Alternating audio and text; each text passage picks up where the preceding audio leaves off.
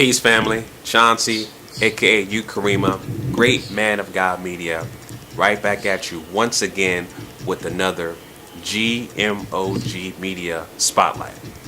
Alright, family. I wanted to talk about basically current news, what's going on this past week. And as y'all may have known, what's going viral for the past week or so. Today's Friday, so last week Friday was the day of Birdman going crazy on the Breakfast Club with Charlamagne the God, DJ Envy, and Angela Yee with the famous Respek on my name, and all three of y'all, you know what I'm saying? I wanted to talk about that, address that, my thoughts on that. I titled this video The Weakest Link, and why black people are being used as weak links, but we use each other as weak links as well. I'm gonna break that down later on in this video. But yeah, man, the Birdman video, man, obviously, you know, we came into the studio, try to be aggressive and intimidating, and it backfired.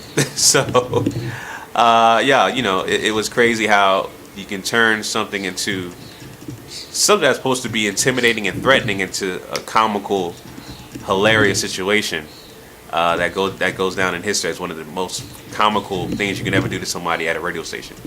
Showing up with 12, 15 quote-unquote goons in the studio and you're being polite. You notice that when he left the studio, when they tried to leave, it was like they were supposed to be angry, and they was like trying to leave in a single file line politely. Like, that's crazy. It was I just found that very funny. But yeah, I mean, what the whole Charlamagne Birdman thing, you know, obviously, you know, he had a bad vibe about, you know, going into the interview Birdman did, because Charlamagne, you know, he says some outlandish things, but he only says the things that the people actually say about Birdman. Obviously, there's years and years and years of stories that Birdman doesn't pay his artists, you know, that kind of thing, and he doesn't treat his artists fair, things of that nature, and there's so many stories and rumors and things of that nature that people bring up, and Charlamagne, you know, constantly brings that up with Birdman, and that's where the whole put respect on my name thing came in from, because of the fact that Birdman felt that his name was being disrespected in the media. So the Respek was ill-advised. So yeah, it was crazy. But one thing that Charlamagne did address was the fact that you had two of the rappers on the Breakfast Club platform talking real greasy about you. That would be Rick Ross and Trick Daddy. And you came up to the radio station to confront a radio guy, as opposed to going after the rappers who are quote unquote in the streets.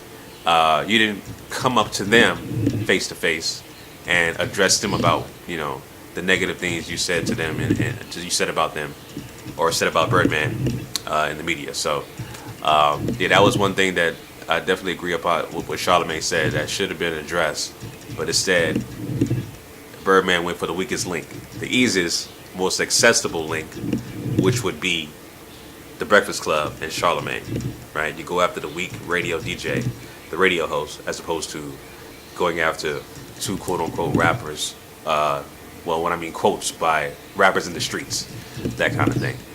So that's what I mean by weakest link, is you go after the most easiest, weakest target you can find and try to make an example out of it and try to capitalize out of it. Well, it backfired, and now people are merchandising your quotes in that infamous interview. So much so that Birdman has now merchandised his own quotes by selling it on his own websites. So it's crazy, man. People are putting Respek on my name t-shirts and hats and all kinds of different things. And all three of y'all, you know what I'm saying? All those quotes.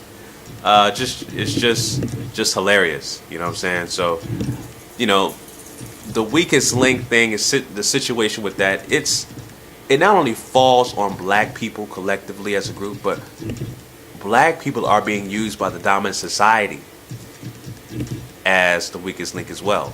How so? You look at the political trail, look at the political campaign.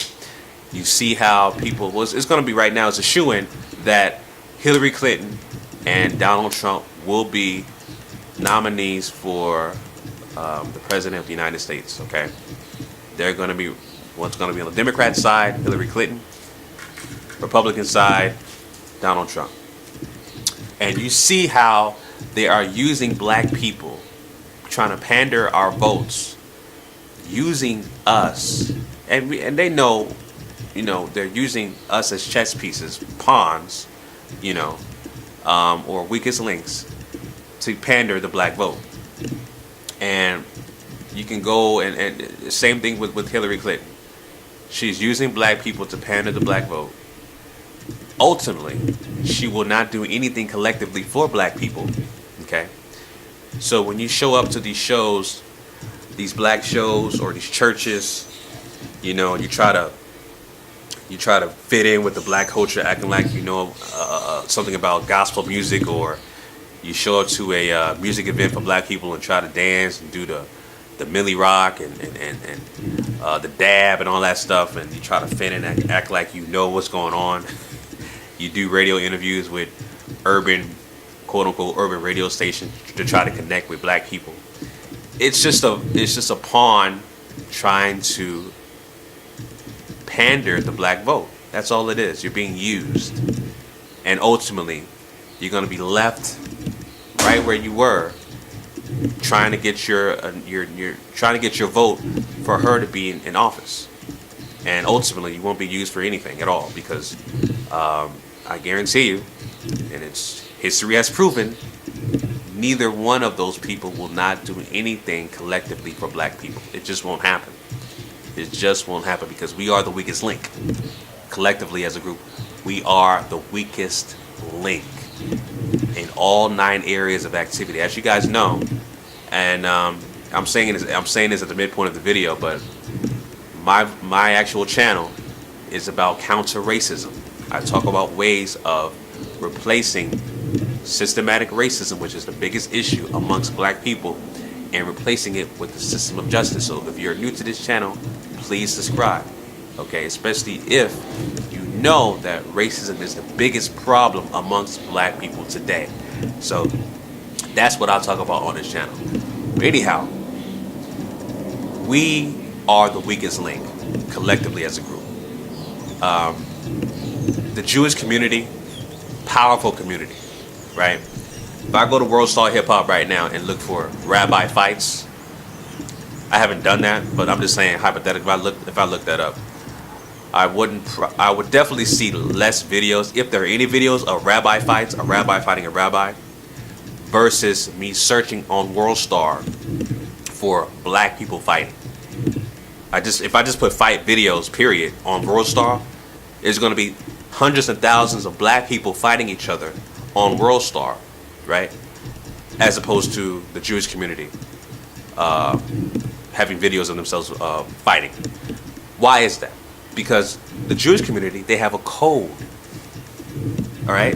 They have a code where they know for a fact if one of them people, especially the rabbi or Hasidic Jew, someone in that community, if they caught somebody filming each other fighting for whatever reason, they would take that video down ASAP, okay?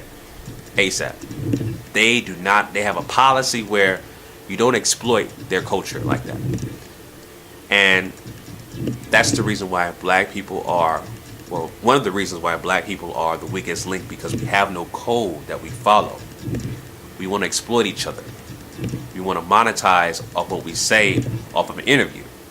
We want to go after a radio DJ as opposed to a person who actually is in the streets, quote unquote, and is affiliated with your record label.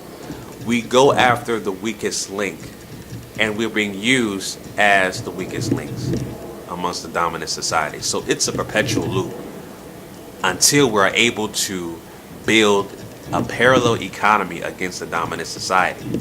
Okay, our mind state is going to have to change, where not being used like that anymore. And it's going to take some very strategic solutions and systematic change for that to happen. So it's not going to happen overnight, but our mind state, part of it is cognitive dissonance, part of it is post-traumatic slavery syndrome. Okay? So our mind state, and it's been, it's only been a handful of decades since we were quote-unquote free, since 1965, post-segregation. So our mind state is still really messed up, okay? After over 400 years of slavery, free labor, things of that nature, we still got a long way to go, a very long way to go. But at the end of the day, right now, collectively as a group, black people are the weakest link. We are the weakest link, and we're being used, we're being pawns amongst the dominant society as a weak link. Okay?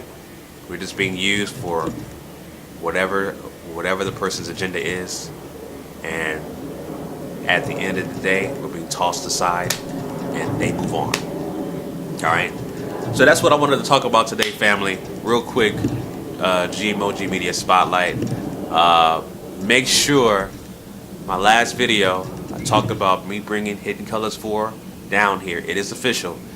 Copy your tickets ASAP, okay?